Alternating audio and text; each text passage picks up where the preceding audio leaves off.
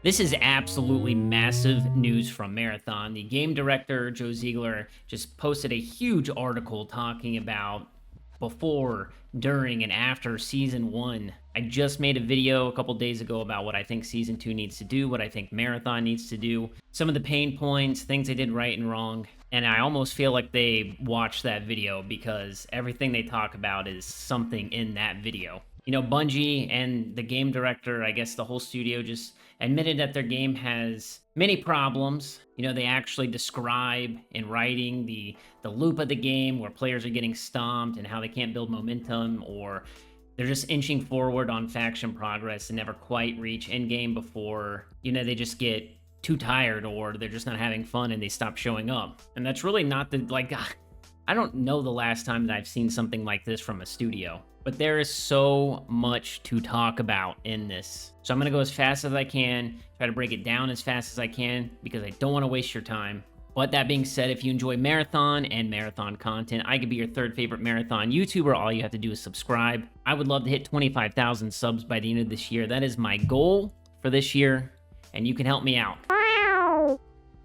So they talk about what went well, and to me, there is something already built around this game, the community and whatnot. There's fan art, there's, content creators, there's edits and stuff like that. And Ziegler says that they're keeping eyes on all of that, which is good news for a game that, kind of launched to mixed receptions and has had a rocky road getting to launch in general. The players who go deep into the game, they max out everything, they figure out the survival loop, they go into cryo and stuff. Those players are extremely passionate in a way that's hard to really fake. But then there's a gap between that passionate core and a growing game, and a game that needs to grow who's playing it. And right now, Marathon has that first part without having that second part. And they acknowledge that Marathon is overwhelming to learn. Joe talks about how there's like a short tutorial and new players are dropped into Tau Ceti, and there's loot systems and faction screens and loadouts and budgets and gear quality tiers and runners, and you're being hunted down while just trying to learn anything and everything. And if you're not putting in serious hours, you don't have a consistent crew or something like that, or you aren't naturally good or have ever played extraction shooters, you hit a wall, and that wall isn't a skill issue on the player's part. It's a part of the, game problem, and they want to clean that up. They talk about the death spiral, about how you kit up and you load into the map and then you die immediately off of a spawn rush, and then you're trying to grind your factions and you're just making small increments and you never quite break out of that loop and get something that feels like real momentum going. And quite honestly, something like Cryo Archive, the end game of Marathon, if you will, can seem completely out of reach for people in that position. Also, playing solo makes it even harder. That is the game director saying this on record. They talk about balancing and problems with that, bubbles and grenade spam, snipers and shotguns, and it makes things feel chaotic in a bad way. It's too fast and too stressful for decisions to actually matter. The dominant strategies are just spawn rushing and lobby clearing, and that makes them feel like the game is going in a direction that it wasn't designed to go in. They talk about matchmaking and queue splitting, and they acknowledge that things were pretty messy. Earlier in the season, matchmaking was working well. Newer players were getting protected from more experienced ones. I think that is the right call, because you don't want to just get stomped on when you first load up the game, because you're just going to quit. But later in the season, the pools are getting smaller, less people are playing, queue times are going up, the match quality is dropping. They added experimental queues that split the population even further, and they describe this as a constant battle between match quality and speed, and they say they didn't win that battle in season one. So that's all fine. They're acknowledging what went wrong, what the problems are. So now we're coming up to season two and what's coming. So obviously season two is coming out June 2nd. We're going to get full content details the week of May 25th. But this is what Bungie has confirmed. Night Marsh is a quote-unquote new zone, nighttime version of Dire Marsh, described as when the sun goes down and the dangers grow. Well, obviously, that's not going to be an easier map. It sounds like there's going to be more PvE content. A new runner shell is coming called Sentinel. It's described as defensive. And honestly, I think that would be the first shell that really fits that role. The Cradle is a new system for acquiring and modifying runner shell stats. So that's good. Duos are coming back to the queues. I think it's rotating. A lot of players have wanted this. I personally want it. The vault is getting bigger. I don't know how I feel about that because I feel like that kind of compounds on some of the equipment loadout issues, and we'll see what happens. Faction and runner level progression rates are going to be going up, which directly addresses one of the reasons that whole death spiral we talked about earlier feels inescapable. And two experimental modes are launching with the potential for more. One is a PvE light mode early in the season, and then a full PvE co-op objective mode in the middle. Neither is going to be permanent, and Bungie is treating them as tests to learn from, not features that they're committing to. They also talked about a more PvP focused and PvP light playlist. They talk about what's coming beyond Season 2, and I think a lot of people are going to be excited and happy about this.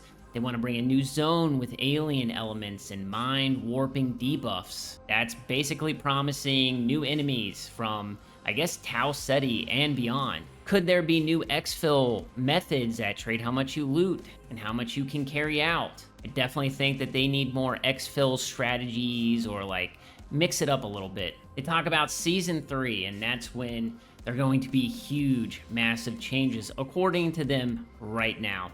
Onboarding is getting overhauled. There's going to be big updates to Perimeter, another new runner shell, just a lot of revisions to the early game experience. But that's a full season away, which means that new player problem isn't getting fixed until after Nightfall, Season 2, and that's something that's been out for 6 months. You know, the game will have been launched for 6 months by the time that happens. Season 4 is focused on depth in the extraction loop. Season 5 is when Bungie says they want the whole PvPvE ecosystem to really come together. So yeah, it does sound like they have plans to support this game for a long time. One of the things that I have always had a problem with Marathon is the quote-unquote chill problem, and I was not really expecting them to address this, but he acknowledges that the game has no real mode for when you're just tired. I believe he said that sometimes you need to power down and want to play differently, not grinding under pressure, not losing gear you care about, just existing in the world without consequences. And Marathon currently runs at one speed and one set of rules and stakes. The sponsored kit queues did help. I thought that they were fun. It was a much calmer environment where you can work on quests or just like not really worry about dying as much. You know, if you're not fully kitted out and you go into a map and you get, you know, ran through by purple and gold shields, it's kind of like, well, why did I even, you know, use a blue shield or a gun for fun? There's just no lower intensity options. But those PvE modes are meant to be a test to see what's possible there, and we'll see what type of PvP experiments they have going forward. You know, there's going to be new things. There's going to be new weapons and enemies and stuff like that. There's going to be new game modes and stuff. I think it would be silly to think that the game was just going to stay an extraction shooter. I don't think that it would have served that IP well to just be that. And I think that there's ample opportunity for there to be multiple different type of game modes, whether they're experimental or limited time modes. And I think that those type of things will add to the player numbers going forward. I almost feel like Season 3 is going to feel like that relaunch of the game, that Taken King expansion kind of thing that we always talk about. And what's really unusual about this whole article or post or whatever you want to call it is it's not really a roadmap per se. You know, they talk about the future and stuff, but it's really a frame for them to follow. They really seem to be acknowledging what the downfalls are of this game, the walls that people hit and just don't get past. You know, a season by season plan out to Season 5. I really don't think that's how studios normally talk about a game, especially with a game that's had such a complicated launch. Now, whether this all translates into Marathon actually growing is still a question mark. I think the self-awareness is to be applauded. The whole article, the plan that they are showing people is extremely specific in terms of what, you know, normally these type of posts are from these large studios. I can't lie, I've done a lot of Marathon, you know, gameplay and stuff. You know, I've done like cryo and things like that. I've played ranked, I've played the sponsored playlist, I've played just regular crew fill, I've played with friends, I've done solos, I've done rooks and stuff like that. I will have a review of Marathon for season 1, basically whether it's worth your time, things like that. But this gives me hope. This gives me a lot of hope. I've been playing a lot more Halo Infinite, and like Halo 3, but I've been on my ranked grind again in Infinite, and there's just something about, a mode where you spawn in and you're just shooting people, you die and you respawn. And I look at Marathon and I think, man, just an arena, I know it's not an arena shooter, but a TDM mode or a capture the flag or oddball mode where everybody starts with like the volley rifle and there's a long shot on the map,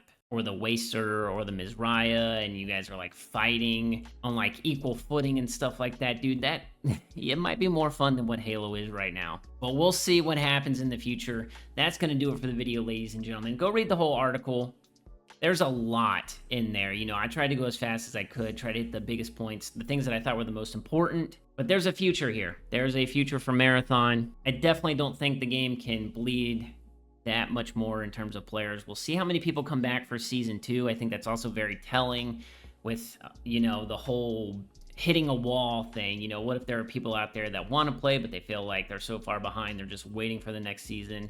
I don't know. I don't know how many people have uninstalled. So we're going to find out a lot with season 2. I hope that they keep this type of communication going. Bungie with Destiny and stuff, there was a lot of we're listening and then things never really got acted on, but Joe really does seem to take what the community gives him in terms of feedback and criticism and stuff, and he's not afraid to own up to stuff. And I think that having that self-awareness, being able to acknowledge shortcomings and pitfalls in the game and committing to fixing them is a big deal. But like I said, that's it for the video. If you enjoyed, make sure you leave a like down below. If you're on mobile, make sure you hype the video. If you're new to the channel, make sure you subscribe, and I'll catch you guys in the next one. Peace.